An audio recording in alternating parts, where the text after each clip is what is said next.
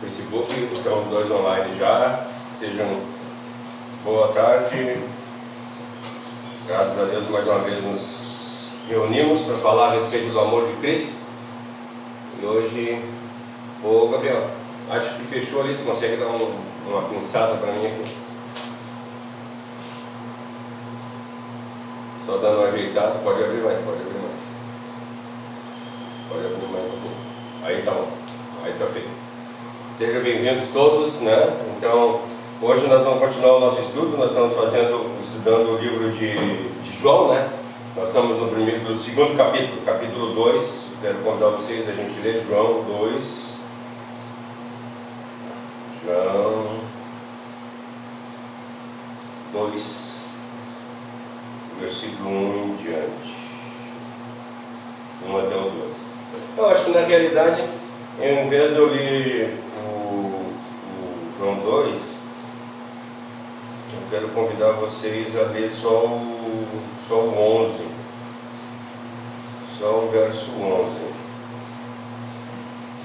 É só o verso 11. João 2, versículo 11, que diz para nós o seguinte: este sinal em Canaã da Galileia foi o primeiro milagre de Jesus, como ele manifestou a sua glória e os seus discípulos creram nele. Vamos orar? Querido Deus e amado Pai, queremos erguer a nossa oração à Tua presença, Te agradecendo por mais uma vez nós poder estar reunidos para poder falar do Teu nome. Obrigado por tudo que Tu tem feito no nosso viver, faz de nós verdadeiros adoradores, que essa palavra venha de encontro não às necessidades dos nossos corações, mas venha de encontro àquilo que Tu queres fazer na nossa vida. Perdoa, Senhor, os nossos erros, perdoa, Senhor, as nossas falhas, dá-nos condições de compreensão da Tua palavra cada vez maior, para que nós possamos fazer tudo de acordo com a Tua santa e maravilhosa vontade. Obrigado, Pai, por essa noite, obrigado por nós podermos reunir aqui para poder falar a respeito do Teu nome. Obrigado, Senhor, pelas pessoas que vão participar da live, e muito obrigado por todas as coisas que Tu tem feito. Nós sabemos que tudo coopera para o bem daqueles que Te amam, e por isso nós cremos, agradecemos e entregamos as nossas vidas em Tuas mãos, em nome de Jesus. Amém. Amém. Gente, só para lembrar, nós estamos falando a respeito desse milagre, né? E a pergunta que eu queria fazer, antes de nós começar, para nós mais ou menos recapitular aquilo que nós falamos até agora, é se realmente nós temos comunicado a Cristo na nossa vida, se nós temos feito Cristo aparecer no nosso viver, se nós temos encontrado a presença de Deus, se nós temos encontrado na presença de Deus alegria, se nós temos encontrado a plenitude da alegria nessa presença, né? Se nós compreendemos que Cristo na nossa vida é a vida eterna. Será que nós temos entendido que para nós termos vida, nós precisamos ter Cristo em nós? E para nós vivermos de verdade, nós precisamos ter Cristo no nosso viver? São perguntas que às vezes a gente acha que não tem muito a ver, mas porque a gente acha que nós estamos vivendo, tá bom, do jeito que está legal, nós estamos vivendo de acordo com a vontade de Deus, só que a vida abundante que a palavra de Deus fala, e eu quero ver se um dia eu faço uma pregação a respeito disso, entre salvação e vida abundante, porque eu falo para vocês muitas vezes que salvo todos nós somos, todos aqueles que foram escolhidos por Cristo são salvos, mas vida abundante só tem aqueles que perseveram na palavra. Por isso que nós damos tanta ênfase nos cultos de quarta-feira, no Salmo 119, que lá mostra para nós o quanto nós devemos ser, nos entregar de verdade a Deus. E quando nós vemos aqui nessa passagem, no versículo 11 que eu li no início, que diz: esse sinal de Canaã da Galileia foi o primeiro milagre que Jesus fez, e com isso manifestou a sua glória e os seus discípulos creram nele. Eu gostaria que ao terminar essa lição, nós crêssemos nesse Jesus, nós crêssemos de verdade, assim como os discípulos creram, que viram, eles viram aquele milagre, o primeiro milagre de Cristo, a transformação da água em vinho, e eles viram creram de verdade e começaram a louvar, e começaram a crer na vida eterna. E eu queria que nós mudássemos o nosso pensamento quando nós terminássemos esse estudo a respeito disso. O nós tivéssemos compreensão que na realidade nós só vamos ter qualidade de vida no momento em que nós tivermos Jesus Cristo em nossa vida, que nós vivermos de acordo com a vontade de Deus. Então, nós entendemos que Jesus Cristo é o Emmanuel, é o Deus conosco, que nós vemos desde o início do capítulo, nós vemos que Ele se fez carne e habitou entre nós, e isso transformou o nosso viver, e possibilitou em nós desfrutar a sua gloriosa presença. Isso é maravilhoso. Será que nós temos a oportunidade de ter a maravilhosa presença junto de nós? Nós temos essa oportunidade. Nós temos, mas será que nós realmente temos essa comunhão com Deus? Será que nós temos vivido essa presença de Jesus Cristo no nosso viver? Ou nós temos vivido simplesmente, como eu falei na quarta-feira, nós temos vivido a alegria das bênçãos de Deus e não a alegria de ter Deus na vida da gente? Por isso que eu gostaria que, quando a gente terminar isso, a gente fizesse assim como os discípulos, que se alegraram e viram que Jesus Cristo é Deus, e viram que Jesus Cristo, assim como Jesus Cristo, nós olharmos para essa passagem, que onde Jesus Cristo, a sua presença estava naquela noite, naquelas bodas nupciais, nós fizéssemos Ele presente no nosso viver todos os dias. E não só presente, nós vemos que Ele faz uma transformação ali naquele casamento. E eu gostaria que nós pudéssemos, além de reconhecer e ter a presença de Deus, nós recebermos essa transformação na nossa vida. Nós ter um parâmetro diferente para o nosso viver, nós ter viver uma necessidade de viver uma qualidade de vida diferente. E para isso, eu falei a semana passada, e nós encerramos o culto, quando nós dissemos que nós vamos ver 3 qualidades das quais depende de nós termos uma vida de qualidade. Que a nossa qualidade de vida, ela depende do nosso parâmetro, depende do poder, depende do parâmetro, do poder e do propósito ao qual nós colocamos. Hoje, nós vamos começar a falar um pouquinho a respeito desse parâmetro. Então eu quero falar com vocês qual é o parâmetro que nós precisamos ter. Então, de acordo com essa palavra, eu quero falar com vocês. E aí, a semana passada eu falei a respeito com vocês, a respeito de que quando Jesus disse para a mulher, assim, disse para Maria, né, o que tenho eu contigo, mulher?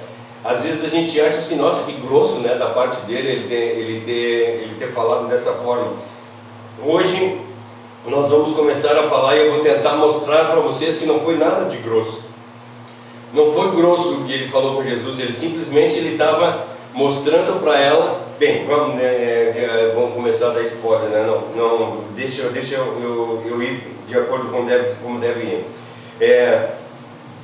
Uma coisa que escraviza as pessoas, e eu gostaria que vocês olhassem para dentro de vocês e vissem, a coisa que mais nos escraviza, nós somos escravos das coisas, o temor dos homens. Quer ver uma coisa? Quem de nós nunca ficou paralisado com a opinião contrária?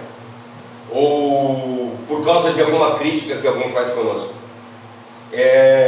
A opinião, quando a gente está decidido a fazer alguma coisa, quando nós resolvemos fazer alguma coisa de verdade, e vem uma opinião contrária, isso nos causa um temor, um medo de desagradar as pessoas, e nós muitas vezes nós mudamos a nossa forma de agir, a nossa forma de pensar, por medo de que as pessoas não vão andar comigo se eu fizer tal coisa. Aí nós vemos na passagem de Paulo, que Paulo disse assim: por acaso estou eu aqui para agradar a Deus ou para agradar a homens? Mas infelizmente nós vivemos numa vida em qual nós vivemos numa sociedade a qual nós necessitamos de aprovação das pessoas. Quem de nós não precisa de aprovação? Nós precisamos da aprovação do nosso pai, nós precisamos da aprovação da nossa mãe, dos nossos filhos, os pais da aprovação dos filhos. Nós precisamos que os amiguinhos da escola, nós sejamos aprovados por eles, para a gente poder andar junto com eles, né?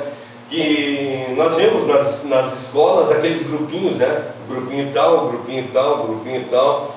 E aí às vezes nós não somos aceitos em nenhum desses grupos, e nós nos frustramos por causa disso. E como é que nós vamos ser inseridos naquele grupo? Como é que nós podemos entrar naquele grupo? Só se nós nos transformarmos de acordo com o que aquele grupo é. E é o que nós temos feito, infelizmente. Nós temos virado a casaca, nós temos mudado os nossos pensamentos, nós temos mudado a nossa forma de agir para agradar as outras pessoas. E isso, infelizmente, acontece não só comigo, não só com você, mas acontece com todo mundo. Às vezes a gente acha que, mas eu sou fraco por causa que eu tenho que me adaptar para eu conseguir viver junto com eles. Não, a gente não tem que se adaptar. O cristão, ele tem que se adaptar à vida de Cristo, ele tem que viver como cristão de verdade. Ele tem que fazer a vontade de Deus em todos os momentos da vida dele. Mas o mundo não vai me aceitar desse jeito. Gente, infelizmente, se o mundo não me aceita, isso está escrito já na palavra de Deus. Eu preciso viver de acordo com a palavra de Deus e não de acordo com o que o mundo diz para nós. Quem de nós nunca ficou desconcertado diante dos olhares de interrogação ou dos comentários infelizes? Sabe, as pessoas começaram a fazer pergunta para nós quando nós chegamos, quando nós defendemos uma tese. As pessoas vêm com tudo para cima de nós para tentar nos derrubar. Por quê? Porque eles não querem que nós pensamos de acordo com a nossa vontade, mas eles querem que nós pensemos de acordo com a vontade deles. E é isso que nós vemos, infelizmente, no mundo dos dias de hoje. As pessoas fazendo comentário infeliz. Quer ver, gente? Olhem nas suas mídias sociais. Quando tu posta alguma coisa que vai em desacordo com o que as pessoas pensam, elas vêm e te agridem nos posts. Elas querem enfiar goela abaixo os pensamentos dela. Eu não sei como é que funciona o Twitter, mas eu acho que o Twitter deve ser pior ainda, por causa que lá são mensagens curtas. E aí, por exemplo, no momento em que tu quer colocar algum pensamento, 150 caracteres, né? 200? Não sei quantos caracteres é. Mas como é que nós vamos colocar um pensamento em 200 caracteres? Tu não tem como formular um pensamento em 200 caracteres. E às vezes tu comunica uma coisa e chega no ouvido das outras pessoas outra completamente diferente, e tu vem ser atacado. Ou até mesmo que tu tenha sido bem explícito na tua ideia, mas se é de contra a vontade das pessoas, as pessoas te agridem. Agora que nós vivemos numa época de informática, né? Nós vivemos na era da internet, e eu quero que vocês me entendam e não tirem fora do contexto que eu vou falar, mas o Alexandre de Moraes, ele fez um comunicado há um tempo atrás, e as pessoas se irritaram muito com ele, que diz que a internet deu voz aos imbecis. Gente, eu não posso, infelizmente, discordar de tudo, de um todo nisso que ele falou. Por quê? Porque nós vemos pessoas, infelizmente hoje, pessoas que não entendem nada de nada e têm voz hoje. Pessoas defendendo coisas que eles nem fazem ideia do que estão falando. Tu entra no Facebook, no Instagram, no TikTok, Kawaii, Twitter, lá sei eu qual é a coisa que tu queira fazer. As pessoas estão falando os maiores absurdos que a gente pode imaginar. Falam coisas que jamais falariam se estivessem pessoalmente. Então, a internet ela abriu para nós a condição de levar o Evangelho a todas as pessoas. Abriu para nós a condição de falar coisas boas, mas abriu também condição das pessoas a falarem o que passa na sua cabeça, não é nem sem prova, eu não quero dizer sem prova, mas sem embasamento nenhum. Elas falam coisas que são da cabeça dela. Gente, vocês, depois que teve o advento da internet, nós vemos cada história lá da criação. Nós vemos que aconteceu isso, aconteceu aquilo, aconteceu aquele outro, e te dão 10 ideias mas aí tu vai procurar fontes da onde foram tirados isso. As fontes foram tiradas da imaginação de doidos. Entende? E as pessoas preferem acreditar nisso do que acreditar na realidade. Isso que eu venho trazer toda semana para vocês, que eu falo a respeito da palavra de Deus, não são palavras minhas. Se vocês disserem, se vocês falarem para mim que eu sou plagiador, eu sou plagiador. Tudo que eu falo para vocês são coisas embasadas em 2000 anos de história. São 2000 anos de pessoas que falaram a respeito disso. Eu falo o que falou Tomás de Aquino, eu falo o que falou Spurgeon, pessoas que já falaram, pessoas que já comprovaram isso que eu estou falando. Então, se tu me chamar de plagiador, não pensa que tu está me ofendendo, porque tu não está me ofendendo, porque eu plageio as coisas que eu vejo que são corretas. Eu não pego coisas que aparecem na minha cabeça, revelações que aparecem do dia para a noite na minha mente, e eu falo, não. Então eu quero que vocês entendam que nós não podemos, nós temos que ter convicção daquilo que nós pensamos. E como é que nós vamos ter convicção? Estudando, pegando livros, pegando a história da igreja, pegando coisas para nós podermos compreender o que é que está passando na nossa volta, para nós saber aonde nós estamos. Quem de nós nunca se sentiu diminuído em não conseguir se vestir ou se apresentar como fulano de tal? Quem de nós, às vezes a gente chega num local e a gente vê todo mundo usando roupinha bonita, roupinha de marca, e nós temos uma roupa fuleira, né? Uma roupinha mais simples, ou quem sabe nós não temos condição de comprar numa loja boa, nós compramos a roupa no brechó e nós nos sentimos diminuídos por causa disso. Ou quando a gente olha pessoas lá na internet fazendo lives e tendo uma dicção boa, tendo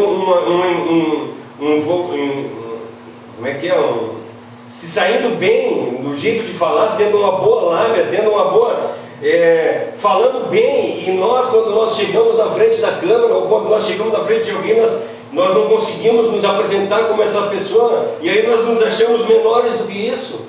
E aí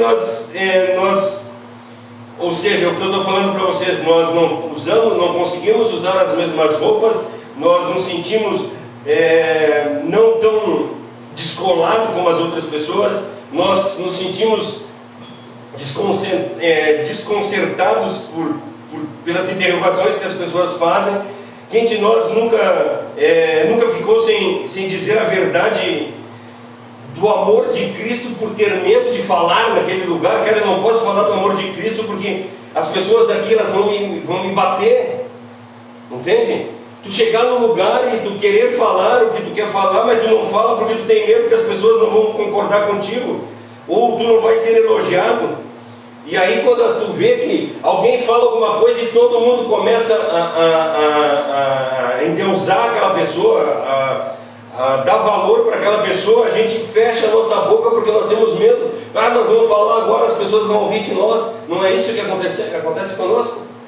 Às vezes a gente acha, mas isso não acontece contigo porque tu já tem mais conhecimento. Não, gente, isso acontece comigo também. Às vezes tu chega no lugar e a pessoa te faz uma pergunta que te desconcerta completamente, e aí o que tu vai fazer?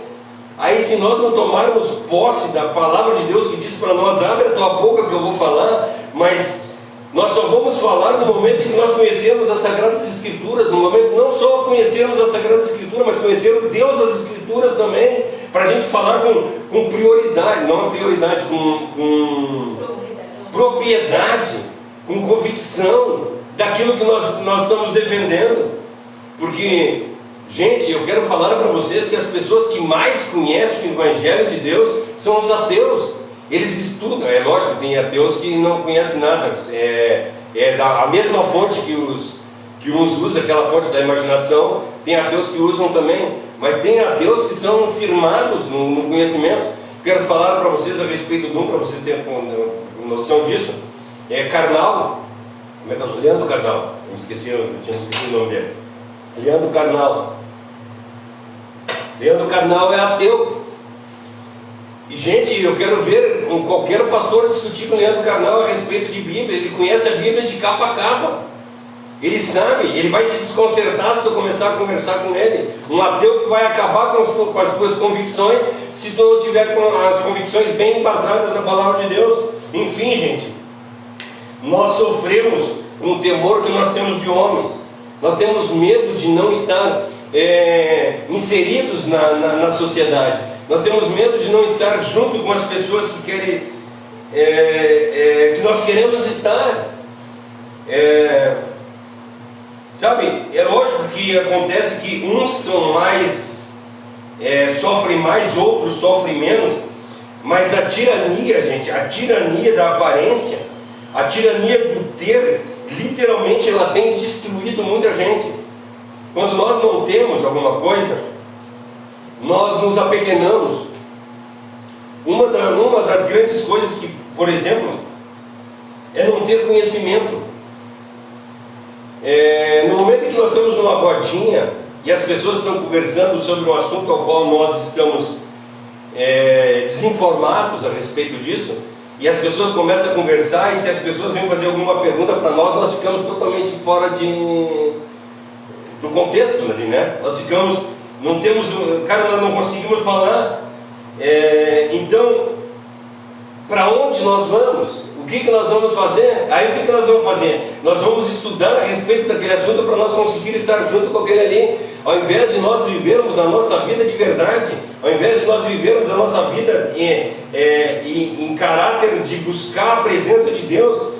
Falei a semana passada, não me lembro se foi na quarta ou se foi no domingo, de que nós nos comparamos muitas vezes assim, cara, eu estou mal, a minha vida está ruim, mas a vida do fulano de tal está pior que a minha. Nós nos comparamos com as pessoas que estão na nossa volta, ao invés de nós nos compararmos com Cristo. Nós deveríamos olhar para Cristo em todos os momentos e dizer assim, nossa, como eu estou longe de Cristo, eu preciso lutar mais, eu preciso buscar mais, eu preciso fazer um diagnóstico da minha vida para ver como é que eu tenho andado, como é que eu vou justificar as coisas que eu estou fazendo para Cristo. Como é que eu vou chegar diante de Cristo? Sério, gente, como é que eu vou chegar diante de Cristo e Cristo perguntar para mim, no dia do juízo final, quando eu chegar lá e vou dizer para Cristo, Ele vai dizer para mim, mostra as tuas mãos, e eu vou mostrar minhas mãos vazias para Ele vai perguntar, por que tuas mãos estão vazias? Por que tu não levou o Evangelho? Por que tu não falou de mim? Por que tu não buscou mais de mim? Aí tu vai dizer para Ele o quê? Ah, mas eu queria ser descolado, eu queria que as pessoas olhassem para mim e gostassem de mim. Eu queria que as pessoas... Gente, eu não quero... Olhem para os apóstolos se eles tinham necessidade de que alguém gostasse deles. Não! A necessidade deles é que Cristo os aprovasse, que eles fossem aprovados por Cristo. E é isso que nós precisamos fazer. Hoje em dia nós temos buscado a aprovação do mundo. Hoje em dia nós temos buscado a aprovação das pessoas que estão na nossa volta. Os nossos irmãos, os nossos pais, os nossos amigos de escola, lá sei eu qual é o tipo de pessoa, ou nossos patrões. Nós nos vendemos barato pelas coisas que na realidade não tem. Lembra que o início dessa pregação que eu falei para vocês a respeito da enfermeira? A menina que estava hospitalizada, ela pergunta para a enfermeira, tu conhece a Cristo? Mas não parece. A tua vida não parece feliz, tu não parece uma pessoa que tem uma vida abundante. E quando as pessoas olham para nós, o que elas têm visto em nós? Sabe? E isso tudo que está acontecendo, infelizmente, nos dias de hoje, isso que eu falei, que estou relatando para vocês, esse diagnóstico que nós estamos falando de pessoas que têm temor de não ser amado por outro, a gente tem colocado nome bonitinho, né? Vamos dizer... Ah, eu tenho uma baixa autoestima, eu sou tímido, é muita cobrança em cima de mim, por causa disso eu fico acuado no meu canto, e por aí afora. Nós temos usado esse tipo de nomes bonitinhos para descobrir que toda essa raiz é uma só. Tudo isso é temor dos homens, tudo isso é nós termos medo de não agradar a pessoa que está do nosso lado.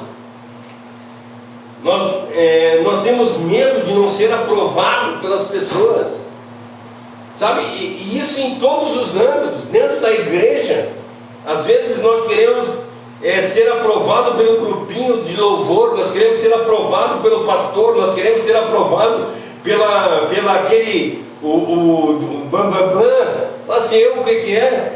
Então tudo isso que nós, esses nomezinhos bonitos que nós hoje em dia associamos, tudo isso tem a mesma origem, que é o temor de homens.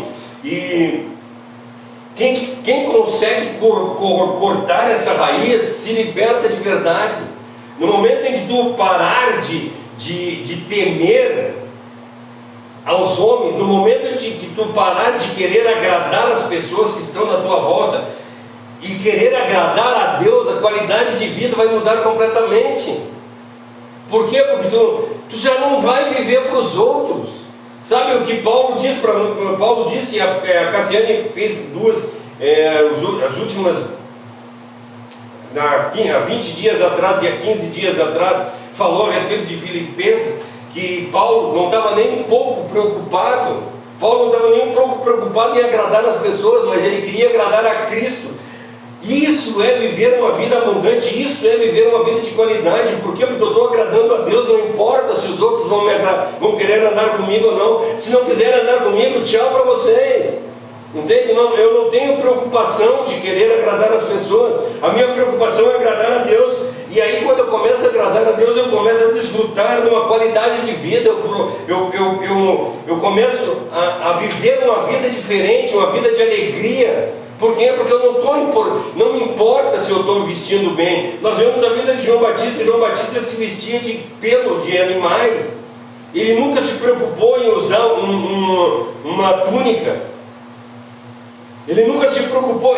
Por quê? Porque o interesse dele não estava nas coisas do mundo. E hoje nós vemos o mundo interessado em agradar ao mundo. Nós vemos que nós estamos preocupados, nós não podemos fazer tal coisa, porque se nós fizermos tal coisa, vai acontecer tal coisa. Gente, nós precisamos olhar para a palavra de Deus e ver o que a palavra de Deus diz para nós, e assim nós vivemos de acordo com o que ela diz.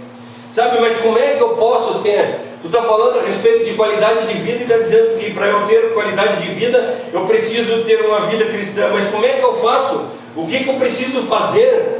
Aí agora eu quero falar para vocês a respeito de Maria. Eu quero falar um pouco a respeito desse relacionamento de Cristo e Maria. Eu quero falar para vocês a respeito não dessa agressão que Cristo faz. Sabe, de dizer, o que tenho eu contigo, mulher? Eu vi muitos ateus falando que a palavra de Deus manda que nós devemos honrar pai e mãe, e nessa passagem nós não vemos. Vamos ler o que diz para nós? João 2, versículo 1 a 4, que fala a respeito disso. 2 de 1 a 4. É a passagem que nós estamos lendo, né? Ela diz assim, na versão NBV: 3 dias depois, houve uma festa de casamento no povoado de Canaã da Galileia. A mãe de Jesus estava ali. Jesus e os seus discípulos foram convidados para a celebração. Durante a festa o vinho acabou, e a mãe de Jesus disse: eles não têm mais vinho. Mulher, isso não me diz respeito. Ou na outra versão diz: mulher, o que tenho eu contigo? E respondeu Jesus: a minha hora ainda não chegou. Gente, se nós olharmos aqui de um jeito fechado, que grosseria com a mãe, né? Que tenho eu contigo, mulher? Imagina tu dizer isso para tua mãe. A tua mãe chega e diz: Gabriel, faz tal coisa. Daí o Gabriel diz assim: que tenho eu contigo, mulher? E eu com isso? Mas é uma grosseria, né? Nós olhando assim, gente, de forma alguma não foi grosseria. E hoje eu vou tentar explicar para vocês o que aconteceu. Afinal, a grosseria e desrespeito é o que desonra.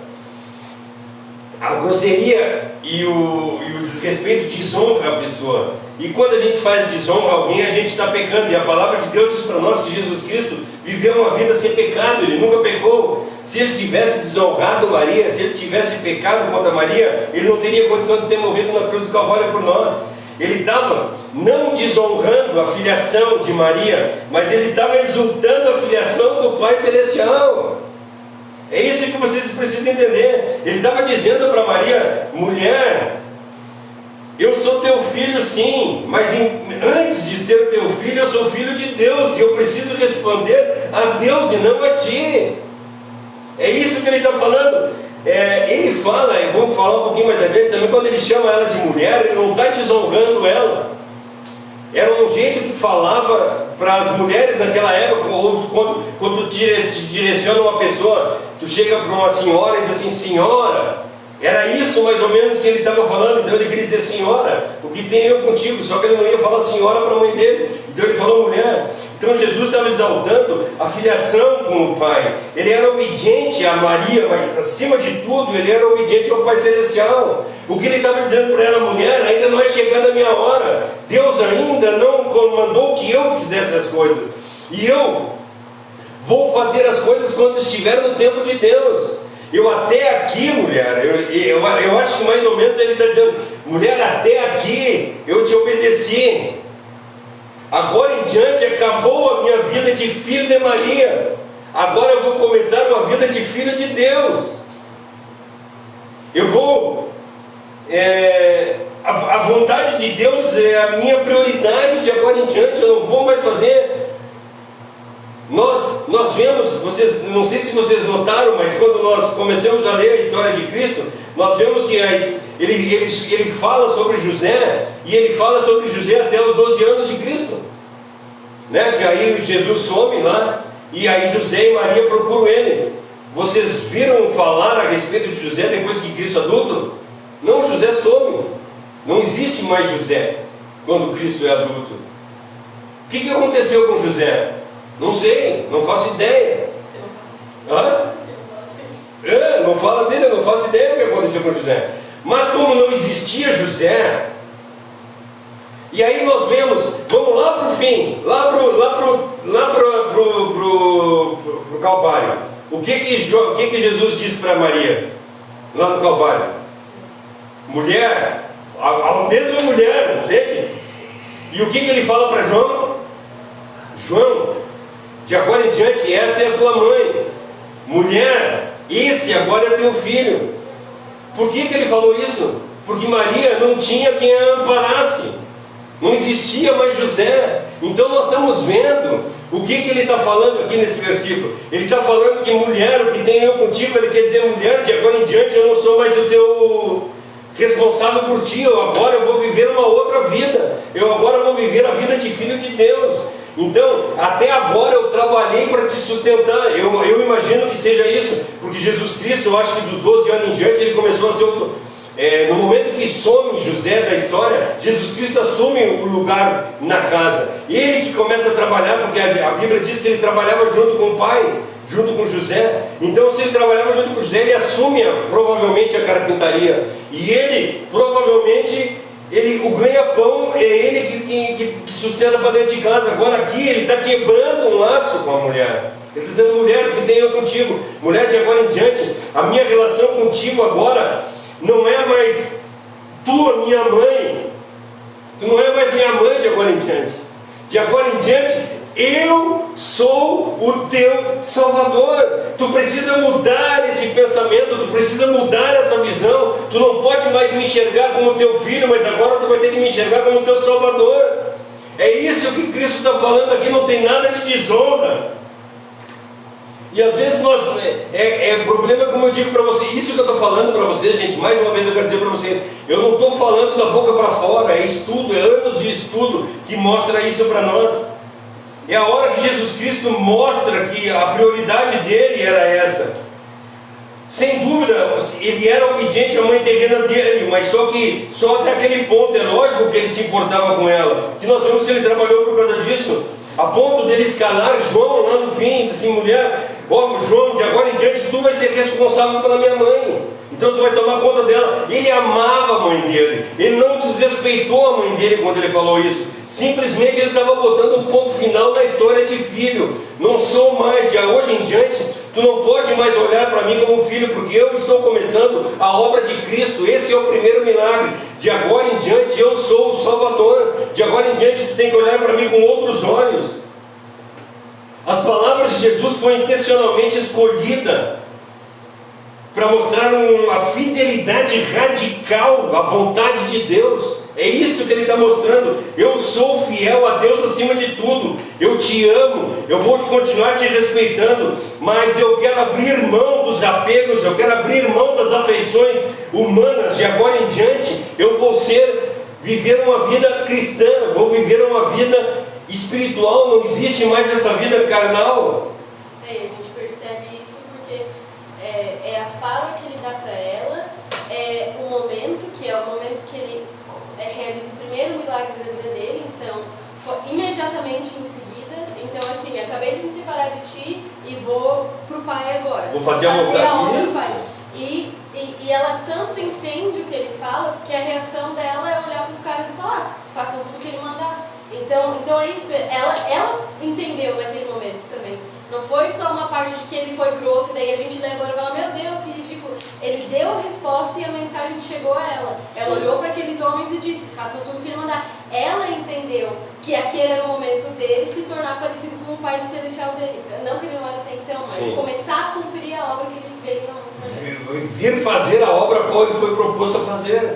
Naquele momento era ali. E aí quando ele diz, ali é uma ruptura, essa passagem é uma ruptura que ele está fazendo. Sabe? Aí as pessoas dizem, ele foi curto, mas não foi grosso, entende?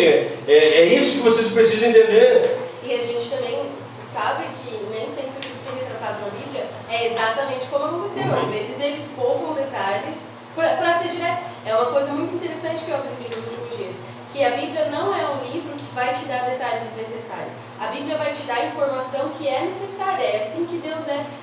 Então, toda a informação que tem na Bíblia a gente sabe que é muito valiosa. Às vezes eles vão falar uma informação que a gente pensa que não tem nada a ver, mas é para que a gente faça sentido, talvez, no próximo livro que vai falar sobre essas coisas.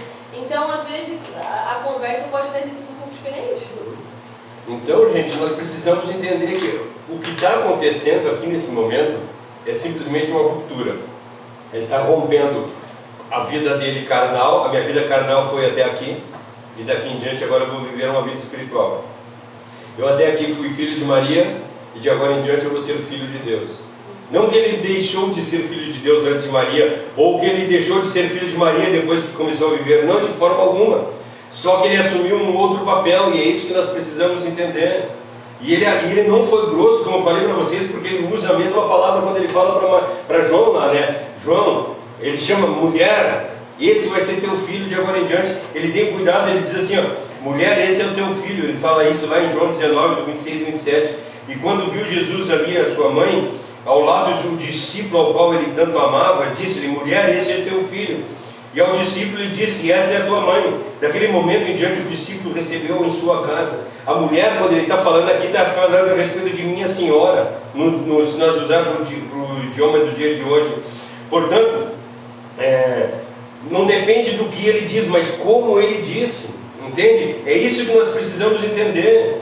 Ele está tratando ele tá tratando ela de uma maneira doce, não de uma maneira desonrosa. É isso que nós precisamos entender.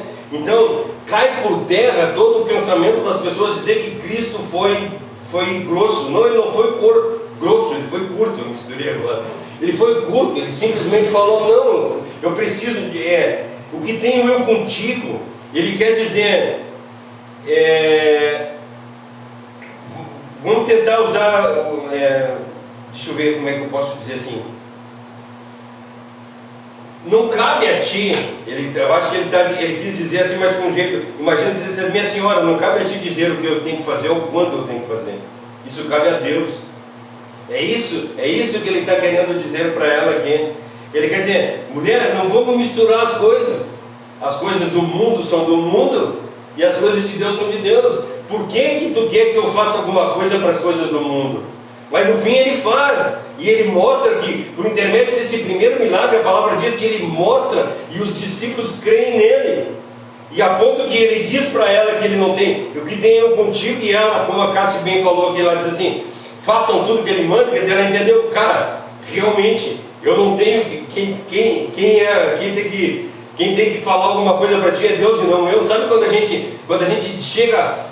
Tu chama a atenção de alguém, tu chega em algum lugar e uma pessoa faz alguma coisa errada e tu diz para ela assim, mas eu acho que tu não deveria fazer isso, e a pessoa olha para ti e diz assim, cara, o que tu tem com isso? E aí tu diz assim, eu não tenho nada mesmo, né? E baixa o rabinho e sai, e exatamente o que Maria faz. Maria diz assim, realmente, as coisas de Deus são de Deus, mas Ele é Deus. Aí ela reconhece, Ele é Deus, então façam tudo que Ele mandar, não o que eu mandar. É isso que ela está dizendo. Ele foi curto, mas não foi grosso. Quer ver uma coisa? Vamos supor a ideia que existe um neurocirurgião, o cara é neurocirurgião, e o teu filho fica doente e precisa fazer uma cirurgia. E a mãe do cirurgião está lá. E aí a mãe do cirurgião olha e vê que está dando alguma coisa errada. Começa a apitar lá o pi, pi, pi, pi. Está dando alguma coisa errada. Aí a mulher chega e diz assim, lá sei o nome do médico, Zezinho, o que foi? Tu tem que fazer alguma coisa. Daí o que o Zezinho vai dizer? Mãe, quem é que é o médico aqui? Entende? É isso. Eu estou usando esse exemplo para vocês entenderem que o que Jesus quis dizer para ela assim, mãe, deixa que eu sei o que tem que ser feito. Não é a tua vontade que tem que ser feita, mas é a vontade do Pai. E a mesma coisa é quando a gente está falando do neurocirurgião vai fazer a cirurgia. Quer dizer, a mãe do cirurgião não consegue fazer nada. Então, não foi grosso da parte de Cristo isso, nós precisamos entender. Ele foi curto, sim, mas não jamais grosso. Essa foi a atitude. Por que Jesus Cristo toma essa atitude? E logo depois que ele diz isso para ela, ele vai lá e faz um milagre, né? A Cássia lembrou e está escrito na palavra de Deus. Por que ele fala que não tem nada a ver com a mulher e depois ele pega e faz?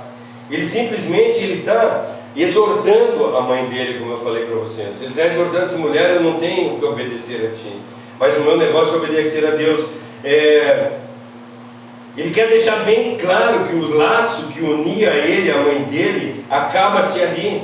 E de agora em diante eu vou obedecer ao Pai, de agora em diante eu vou fazer a vontade do Pai. Eu preciso mudar. Olha o que diz para nós em João 5, no versículo 17 a 20, diz assim, ó, Jesus porém diz, meu Pai sempre trabalha, e eu também. E Jesus respondeu, eu lhes digo a verdade, o Filho não pode fazer coisa alguma sem que seja de acordo com a vontade do Pai. E tudo aquilo que o Pai faz, o Filho também faz, pois o Pai ama o Filho e o Filho ama o Pai. Então tudo que o Filho vai fazer de agora em diante é a vontade do Pai, porque o Pai ama o Filho. E lá em João 8, no versículo 28 a 30, diz para nós assim, ó, quando vocês me levantarem,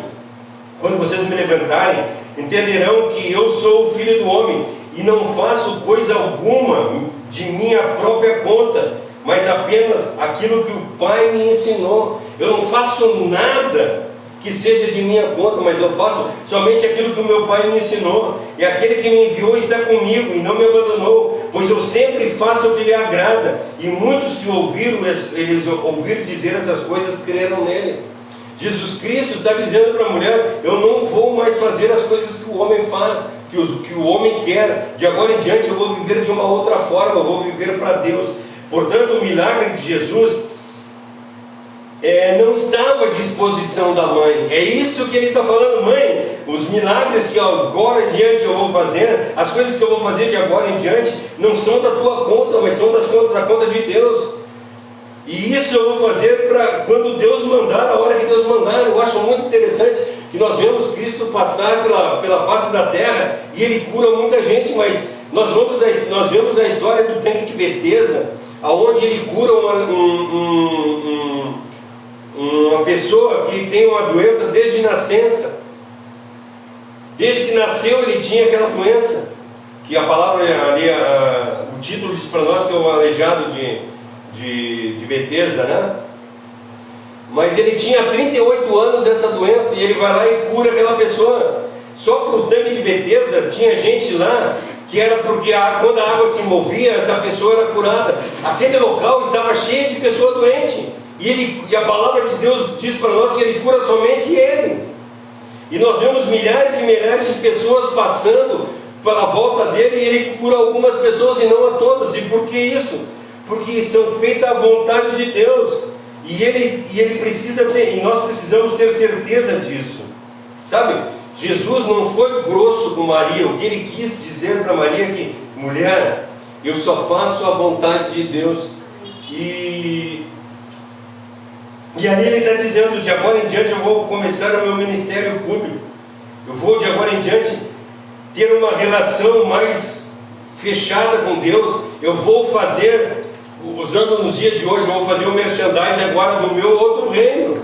Eu não vou mais falar a respeito do reino de Deus. Eu não vou mais trabalhar para trazer o pão para dentro de casa. De agora em diante eu vou trabalhar para trazer as pessoas para o reino de Deus. Eu vou mudar, e é isso que eu gostaria de passar nessa noite, de nós sermos na mesma situação, de nós mudarmos, de nós fazermos uma ruptura com a nossa vida carnal, de nós termos uma ruptura com a nossa vida, que nós vivemos aqui carnalmente, que trabalhamos para ganhar o pão de cada dia. Não, de agora em diante eu não quero mais viver isso. Eu quero viver uma vida para fazer a vontade de Deus. Por que nós não fizemos isso? Porque nós estamos cheios da vida do mundo. Nós estamos com a vida inerente às coisas do mundo. Nós queremos ganhar o pão de cada dia. Nós queremos viver uma vida melhor. Nós queremos ser cheios de coisas. Nós queremos nós queremos ser, e é isso que eu falei, por isso que eu comecei falando no início. Nós estamos preocupados com o que o homem fala, nós estamos preocupados com o que eles nos acusam, nós estamos preocupados com o tipo de roupa que nós usamos, nós estamos preocupados com o tipo de comida que nós comemos. Porque eu não posso chegar num restaurante e pedir um sanduíche de mortadela porque é feio. Não, gente, eu estou nem aí para o sanduíche de mortadela. Se eu comer sanduíche de mortadela, se eu comer um prato de camarão, não vai mudar em nada. Não vai mudar em nada. Por quê? Porque isso é uma coisa mundana. O que eu preciso mudar é a minha vida espiritual, o jeito que eu ando, o jeito que eu faço, o jeito que eu ando de acordo com a vontade de Deus. Olha o que diz Carson para nós. Olha eu parafraseando de novo aqui, né? Na realidade eu quero ler o que Carson fala. Ele diz assim, ó: não devemos evitar a conclusão de que Jesus, ao exortar a sua mãe, embora com cortesia, declara o início do seu ministério, a sua completa liberdade em relação a qualquer tipo de conselho, agenda ou manipulação humana. Ele está rompendo. De agora em diante eu não quero mais conselho humano, eu não quero mais agenda humana, eu não quero mais manipulação humana. De agora em diante eu só vivo para Deus. Ele já embarcou no seu ministério, no objetivo da sua vida. A sua única estrela guia agora é fazer a vontade do Pai. Isso está escrito em João 5,30 e em João 8,29. Isso deve ter sido extremamente difícil para Maria. Nós não estamos dizendo que foi fácil para Maria, que ela reconheceu, como a Cássia falou, ela reconheceu, cara, tá, faz tudo o que ele manda, sabe? Começou uma nova etapa na vida dele. Agora nós precisamos obedecer. Inclusive eu, de agora em diante, eu preciso obedecer ele, não mais ele me obedecer. Visto que a Maria, né, aqui está falando a respeito de Maria, diz assim, ela havia gerado ele. Foi extremamente difícil porque ela gerou ele, ela amamentou ele, ela ensinou as mãos dele a fazer as habilidades, sabe? Ela ensinou ele a comer, ela ensinou ele a dar o cadarço, não sei nem se tinha naquela época, mas ela ensinou ele a se vestir, ela ensinou ele a tomar banho. Ela viu ele cair e se machucar, sabe? Ela cuidou da vida dele a vida inteira, e agora acabou, rompeu, deve ter sido extremamente difícil.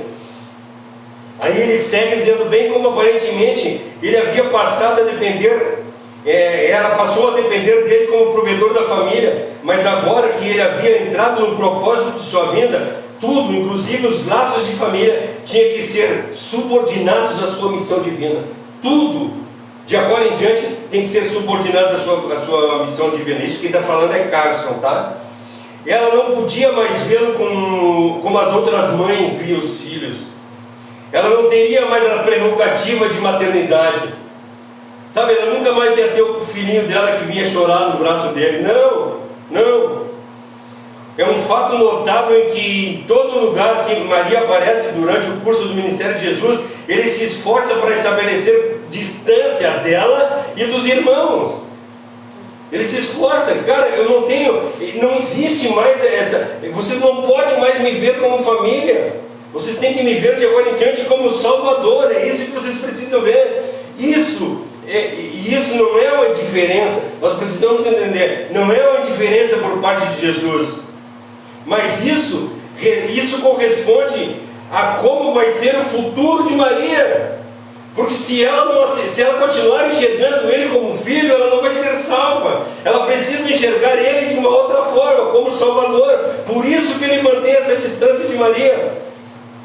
Ela quer como qualquer outra, mas ela, como qualquer outra pessoa, deve vir a ele como o Messias prometido, como o Cordeiro de Deus que tira o pecado do mundo. Nem ela, nem ninguém ousaria presumir abordá-lo Nem ela, nem ninguém ousaria presumir abordá-lo com excessiva intimidade. Ela não podia mais ter intimidade com ele como mãe e filha, mas agora como Salvador e salva, né? Isso nós vemos quando Pedro, né? Lembra lá quando Pedro diz, Jesus diz assim: é chegada a hora e eu vou morrer. E aí Pedro diz o quê? Não vai morrer, eu não vou deixar. Eu vou defender aí o que Jesus disse para ele: para trás de mim, Satanás.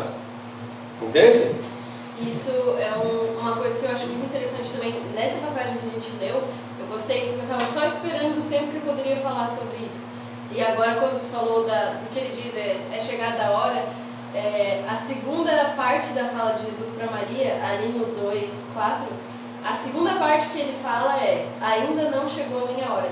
E assim, é muito bonito tu ver como na Bíblia, como eu disse antes já, nada é por acaso, nada é colocado sem querer, nada é colocado só para estar ali. Todas as histórias da Bíblia, ela tem uma conexão, como a gente fala, com Cristo e consequentemente com a obra de Deus através de Cristo.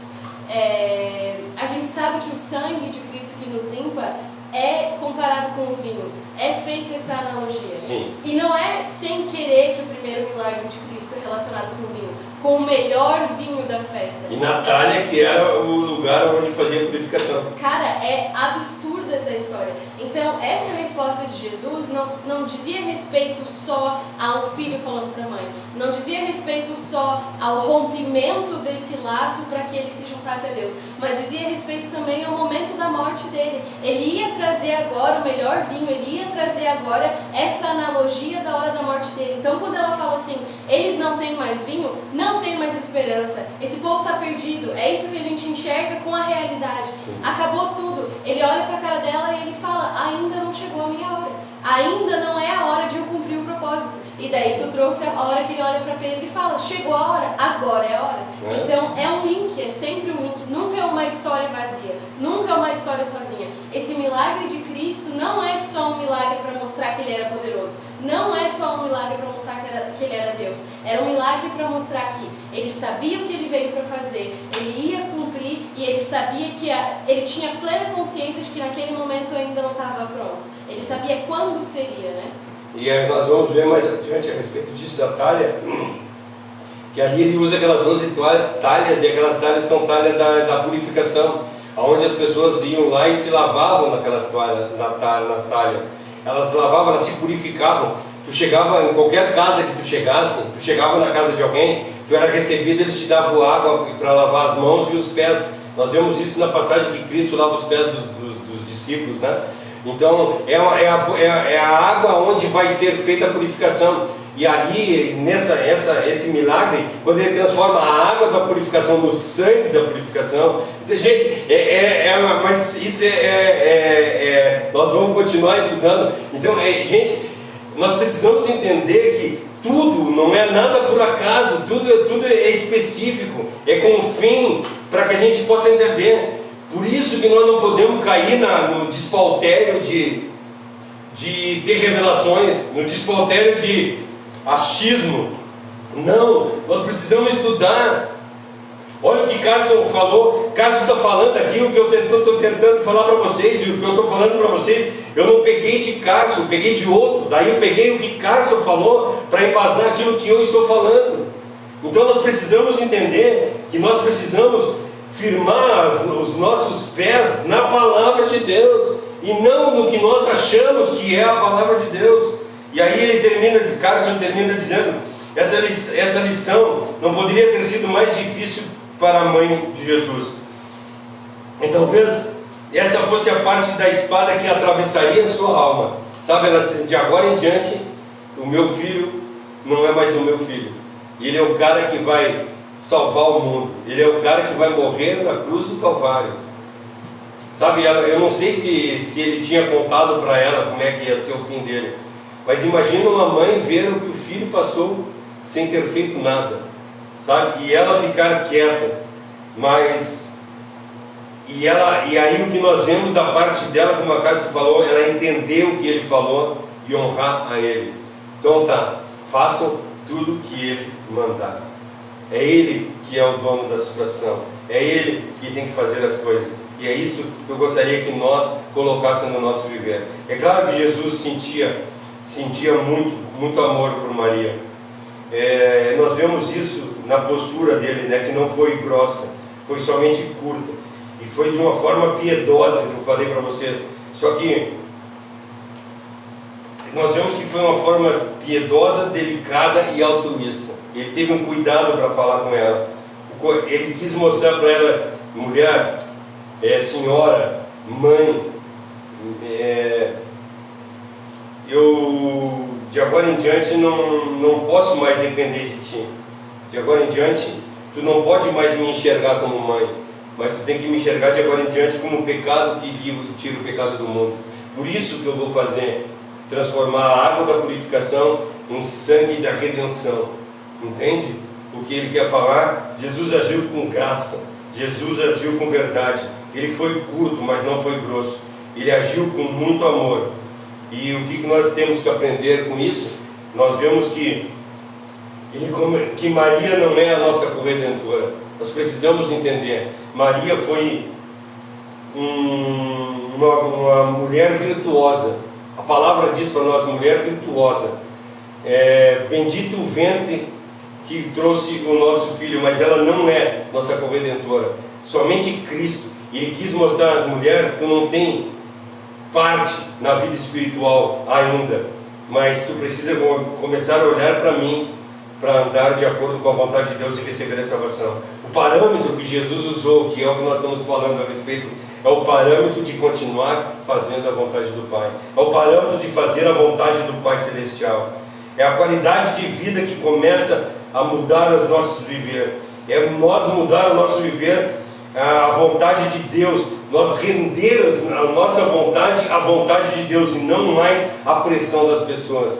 E o que eu quero deixar para vocês nessa noite é que nós possamos mudar esse nosso modo de viver, que nós deixemos de ceder às pressões humanas e começamos a fazer a vontade de Deus. Nós definirmos os nossos laços de verdade, não mais com o mundo, mas com o Salvador Jesus Cristo. Que nós possamos priorizar o nosso relacionamento com Deus e não mais o nosso relacionamento com as pessoas. Eu amo a minha esposa, sim. Eu amo os meus filhos, sim. Mas eu preciso, em primeiro lugar, render graças a Deus. Em primeiro lugar, seguir a vontade de Deus. Mas eu preciso mudar o meu pensamento. Eu preciso fazer as coisas de acordo com o que o mundo está fazendo. Não. Eu preciso fazer as coisas de acordo com a vontade de Deus. Isso, quando nós começamos a entender dentro do nosso coração, nós vemos o quanto é libertador nós vivermos a vontade de Deus. A qualidade de vida começa para nós no momento em que nós adotamos um padrão de viver conforme Cristo vivia. Então, o parâmetro que nós queremos mostrar para vocês, e hoje nessa primeira parte nós falamos a respeito disso, o parâmetro que Jesus Cristo mostrou para Maria, que não depende mais dela, eu não dependo mais de ti, mas eu dependo de Deus. Eu não quero mais fazer a vontade eu não posso mais fazer a vontade dos homens. De agora em diante eu vou fazer somente a vontade de Deus. E é isso que eu queria que no final do culto de hoje nós pudéssemos entender, que nós devemos mudar o nosso pensamento. Nós devemos deixar de viver a vida humana. Nós devemos parar de fazer as coisas que o homem quer que nós façamos e começar a fazer as coisas de acordo com a vontade de Deus. Que Deus dê força para que nós tenhamos esse entendimento de fazer a sua vontade todos os dias do nosso viver. Muda, Senhor, a nossa vida. Transforma, Senhor, o nosso viver. E que nós possamos, assim como Maria, entender o quão maravilhoso é Jesus Cristo. Que eu não posso mais Ele enxergar, eu não posso mais enxergar Ele como um profeta. Eu não posso mais enxergar Ele como um irmão na fé. Que às vezes a gente diz assim, Jesus Cristo é nosso irmão. Nós não podemos enxergar Ele mais como, Jesus Cristo é bonzinho. Não, nós não podemos enxergar Cristo dessa forma. Quando nós olhamos para Cristo, nós temos que enxergar Ele como nosso Redentor, como nosso Salvador, como a pessoa que vai transformar o nosso viver. E entregar de verdade e dizer assim como Maria diz, façam tudo que Ele manda. E eu quero convidar a vocês, façam tudo que Ele manda. Amém? Fiquem na paz, que Deus abençoe a vida de vocês. Foi muito bom ter esse momento com vocês. Espero que eu tenha me feito entender essa partezinha aqui tão debatida na Bíblia Sagrada, né, dizendo que Jesus foi grosso. Então eu espero que eu tenha explicado para vocês que Jesus não foi grosso. Jesus foi amável com Maria. Ele simplesmente estava dizendo, mulher, mãe, vamos botar no linguajar, mãezinha, de agora em diante eu tenho que obedecer ao meu pai.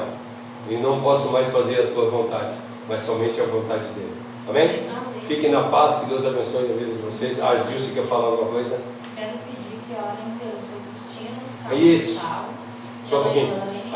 Vamos orar pelo seu Cristino. O seu Cristino baixou o hospital agora com pneumonia, né? Isso. Pneumonia. E ele já não é mais um guri, ele está com 80 anos já, eu acho, né? Então, assim, é uma situação bastante complicada. Então ele baixou o hospital e está na UTI, pelo que eu soube. Então, firme, clame a Deus pela vida do seu Cristino, que Deus possa... O seu Cristino é tio da Dilce. É tio da Dilce, né? Casado com a tia dela. O que mais? A Elaine, que está com bastante dor. E ela está em casa ainda? Ou está no hospital? Está no hospital. Não sabemos ao certo se ela está em casa ou no hospital, né? Mas ela está no hospital? Ela está fazendo tratamento paliativo, ela tem bastante dor. E parece que os remédios via oral não estão mais dando efeito para a dor dela. Então que Deus tenha misericórdia e toque a mão sobre a vida dela, que torne a dor suportável, né? E que seja feita a vontade dele o mais breve possível, a vontade dele. E a Emanuele que tem um problema dela, mas ela tem uma fé inabalável. Que Deus abençoe a vida de vocês. Amém? O Cássio faz uma oração final para nós. Deus, a gente entra na Tua presença, continuamos na Tua presença desta vez, acho que com ainda mais anseio do que sempre. Deus, a gente reconhece cada vez mais o quão falhos nós somos, o quão distantes de Ti nós estamos. Tudo que nós pensamos ser certo, a gente descobre no final que é errado. As coisas e os caminhos para onde o nosso coração nos leva, nenhum deles presta, nenhum deles é bom e todos eles têm fim de morte, Deus. Então coloca nos nossos corações a vontade, a ânsia, o desejo de estar cada vez mais perto da Tua vontade, de estar cada vez mais perto da Tua palavra e do Teu propósito. A gente sabe que a vida de Cristo nessa terra teve um poder imenso na nossa salvação. Foi graças a Ele que nós recebemos a salvação e fomos tirados do nosso pecado, fomos tirados desse corpo de morte. Nós já cremos que estamos juntos de Ti, Deus, e nós sabemos que a vida dele também serviu de exemplo. E que a gente possa ler cada passagem onde é ilustrada e citada a vida do Teu Filho nessa terra, que a gente use de exemplo para que a gente possa viver dessa maneira também. A gente sabe que a gente não entende nada do Teu propósito e a gente nem precisa entender, mas nos ensina a ser obedientes e saber cumprir a Tua vontade.